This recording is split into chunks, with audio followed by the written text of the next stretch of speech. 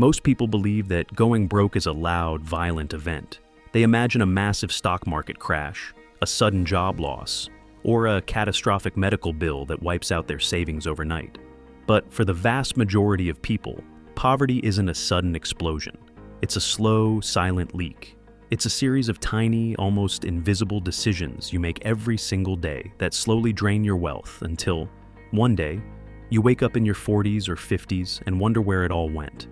Think of your financial life like a massive water tank. Most of us are obsessed with the inflow, how much water we can pump into the tank through our jobs and side hustles. But we rarely look at the bottom of the tank. If you have 5 or 6 small holes at the bottom, it doesn't matter how fast you pump water in, the tank will never stay full. You will spend your entire life working harder and harder, yet you'll always be one emergency away from empty. In this video, we aren't talking about the obvious mistakes like gambling your life savings or buying a supercar you can't afford. We are diving into the 5 habits that are quietly making you poor. These are the behaviors that feel normal, maybe even responsible, but are actually keeping you trapped in a cycle of just getting by. If you feel like you're working harder than ever, but your bank account isn't moving, one of these 5 habits is likely the culprit. Stick around until the end, because habit number 5 is the single biggest reason why most people, even those with high salaries, will never achieve true financial freedom.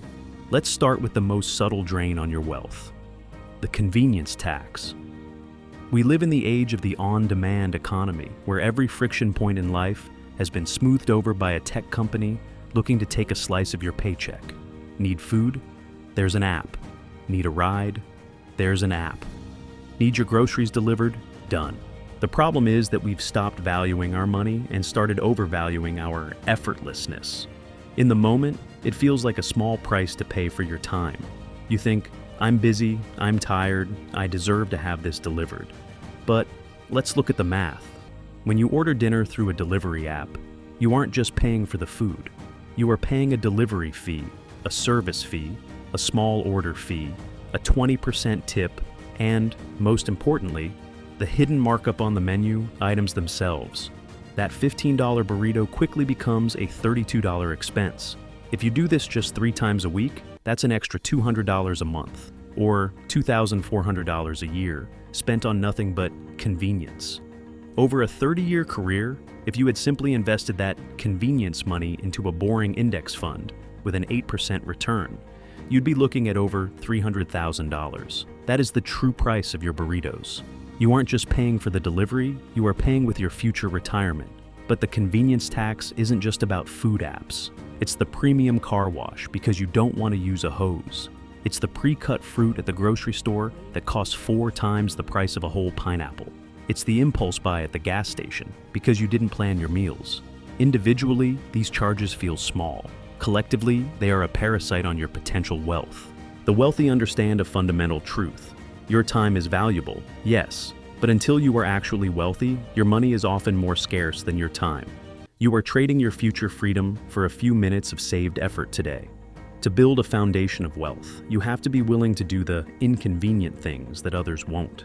Convenience is a luxury that should be bought with interest from your investments, not with the seed money of your future.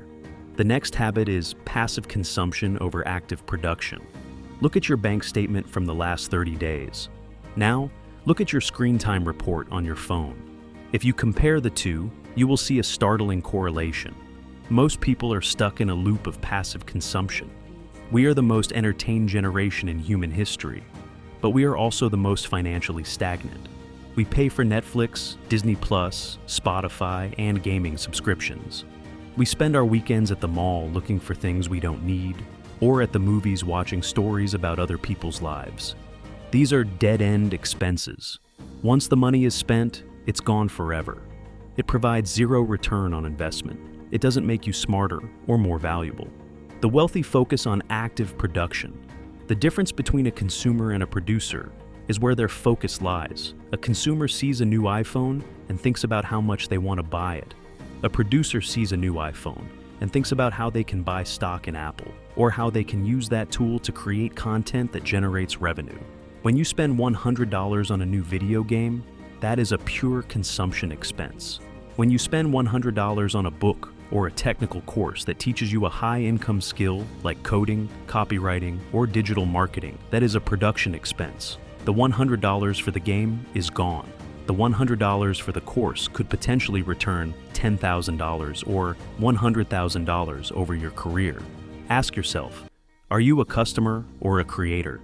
If you spend 5 hours a day watching YouTube, you are a customer. If you spend 5 hours a day learning how to edit videos so you can start your own channel, you are a creator. When you are a consumer, you are the one paying the bills. When you are a producer, you are the one receiving the checks. If your only habit is consuming what others create, you will always be poor because you are constantly transferring your energy and your wealth to the producers. Habit number 3 refers to the "I deserve it" mindset. This habit is the single most dangerous psychological trap because it feels like a reward for your hard work. It usually happens right when you start making it. You get a promotion, a $10,000 raise, or your side business has its first really profitable month. Your first thought isn't "great, I can reach my investment goals earlier." Your first thought is, "Finally, I can afford that nicer car," or "It's time to move into a better neighborhood." We call this lifestyle creep. You justify it by saying, "I work 60 hours a week, I deserve to drive something nice." But by buying those things to reward yourself, you are actually chaining yourself to that 60-hour-a-week job for even longer. When your expenses rise at the same rate as your income, you are effectively running on a treadmill. You're moving faster, but you aren't getting a single inch closer to the finish line of financial independence.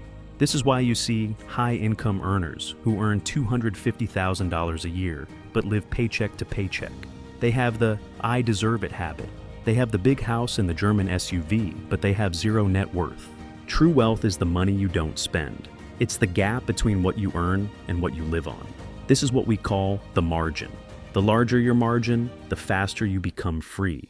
If you earn $50,000 and live on $40,000, you are wealthier than someone who earns $200,000 and lives on $195,000. Why? Because you have more freedom units saved up. If you want to be rich, you need to keep your ego in check. You have to learn to live like you're still making your starting salary, even when your income doubles. The reward for your hard work shouldn't be a depreciating asset. It should be the peace of mind that comes from having a massive financial cushion. The person who doesn't have to prove they are rich is usually the one who actually is. Financial inattention and the subscription. Vampire is habit number 4. Today, companies have mastered the art of the micro-subscription.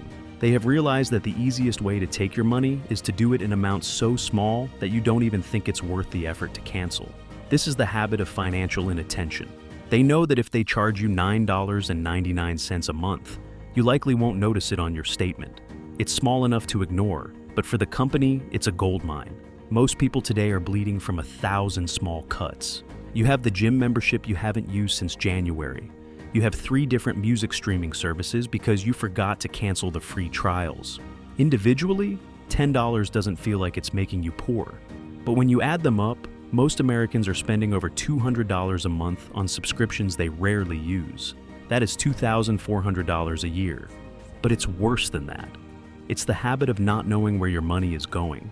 If you don't respect $10, you will never have the discipline to manage $1 million. These small automated withdrawals are vampire expenses. They suck your account dry while you sleep. The fix is simple. Every 90 days, you need to perform a financial audit. Go through your statement with a highlighter. If you see a recurring charge you haven't used in the last 30 days, cancel it immediately. Do not tell yourself you'll use it next month. You won't. Stop being the passive victim of corporate subscription models. Take back your money. The last habit is saving what's left after spending. This is the habit that keeps the middle class trapped. Most people follow this formula. You earn your paycheck, you pay your bills, you spend on your wants, and then you save whatever is left over at the end of the month. The problem? There is never anything left over. This is Parkinson's law. Expenses will always rise to meet your income. If you have $500 sitting in your checking account on the 20th of the month, your brain will subconsciously find a need for that money. Suddenly, you need new shoes or a gadget.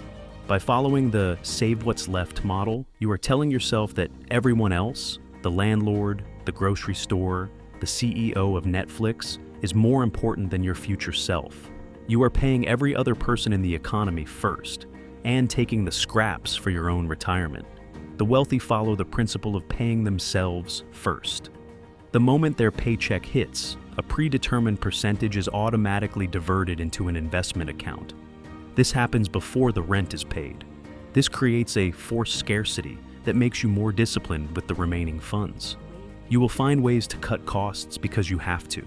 If you don't make saving and investing an automated habit that happens first, it will never happen. You will spend your whole life working for money instead of having your money work for you. The difference between being a servant to money and being a master of money is simply the order in which you pay your bills. Becoming wealthy isn't about a lucky break. For the average person, building wealth is the compounding effect of your daily habits. It is the result of 1,000 small victories over your own impulses. If you can eliminate the convenience tax, move your focus from consumption to production, avoid lifestyle creep, audit your subscriptions, and pay yourself first, you are virtually guaranteed to build wealth over time. The path to financial freedom is actually quite boring. It's found in the discipline to do the simple things consistently for a long period of time. The question isn't whether these strategies work. The math proves they do. The question is whether you have the courage to stop the quiet habits that are keeping you poor. These habits are comfortable, but they are the reason you are stuck. If you want to live like no one else later, you have to be willing to live like no one else today. If you've made it this far, it shows you have the drive to actually change your financial situation. Most people clicked away minutes ago. You stayed because you want more. Take one concrete action right now. Open your banking app, find one subscription you don't use, and cancel it. Or set up an automatic transfer of just $50 to an investment account for the day your next paycheck arrives. I want to hear from you in the comments. Which of these 5 habits do you struggle with the most? Is it the convenience of delivery apps or the temptation of "I deserve it" spending? Comment below and let's start a conversation. Your honesty might be the exact thing someone else needs to hear to realize they aren't alone. If you found this video helpful, hit the like button and subscribe for more deep dives into wealth and success. Thank you for watching, and remember, your wealth is built by your habits, not your hopes. We'll see you in the next video.